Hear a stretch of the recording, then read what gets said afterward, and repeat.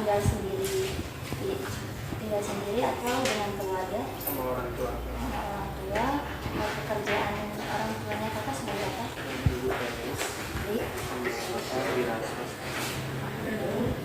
Apakah di rumah menggunakan jasa ART? Ya.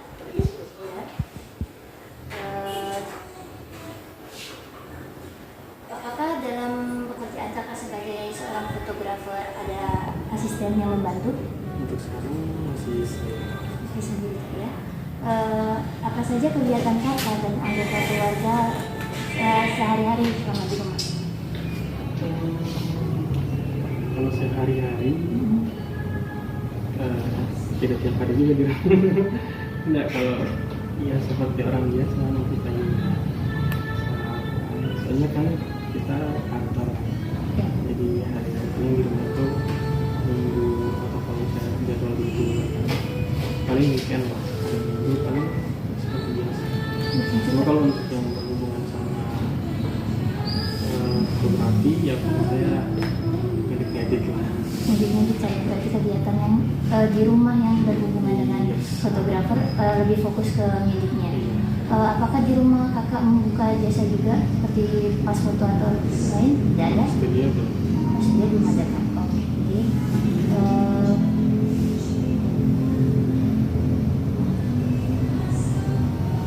Hobi kakak di luar fotografi apa saja? Selain itu karena saya suka di bidang kreatif, jadi saya juga ada usaha di bidang desain, jadi desain grafis lah, kayak desain iCal, terus biasa editing foto juga, ya, tapi yang beda dari fotografi ya. Iya. Dan paling biasa desain. Bisa desain kayak. Iya. Baik. Jadi saya sudah membuat tugas. Ini tugasnya membuat rumah hunian profesi, dan profesi yang saya ambil yaitu fotografer. Okay. Itu sudah ada desain dalam bentuk program ruangnya.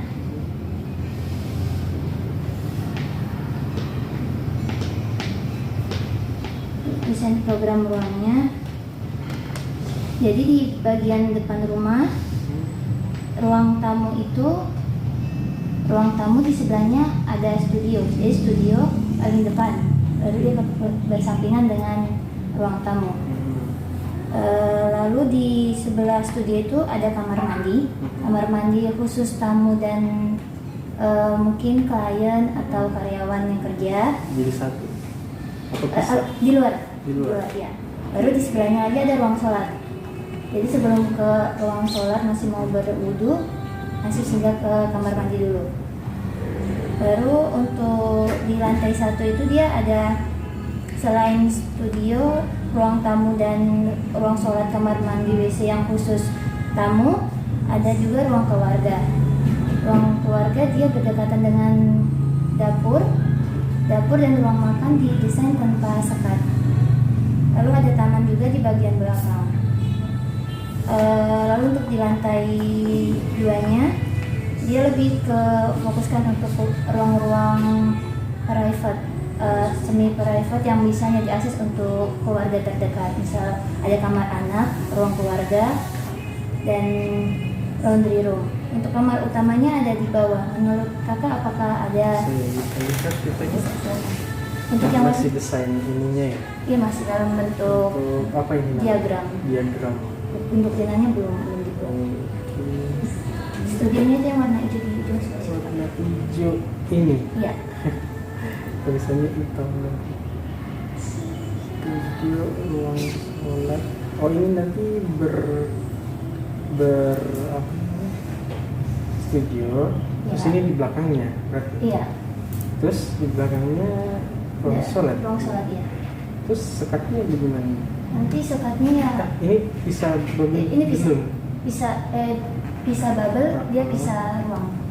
Bisa bubble itu maksudnya bagaimana? Jadi ini ruang 1, sebelahnya lagi ruang 1, sebelahnya lagi ruang 1. Oh, tapi ini berarti satu gedung berarti kan? Ini satu Tidak gedung. bisa gedung. Tidak bisa.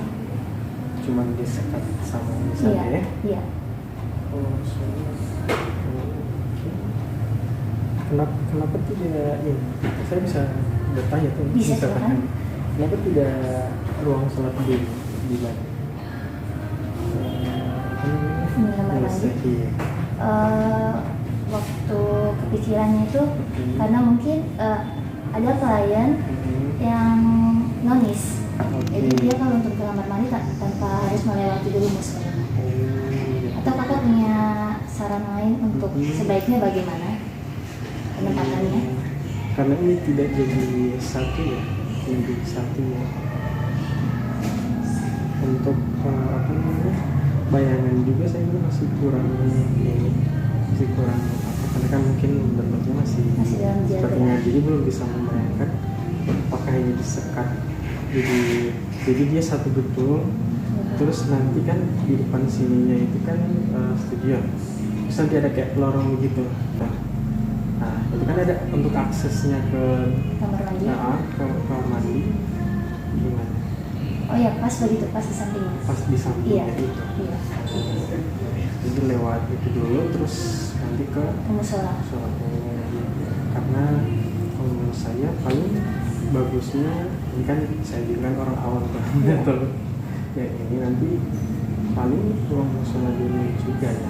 Walaupun nanti kan ada orang lain yang non muslim gitu, tapi kan kita lihat posisi kota juga kan kita mungkin umumnya di Indonesia gitu, terus apalagi khususnya di Gorontalo yang dapat julukan Islami Madinah. Iya.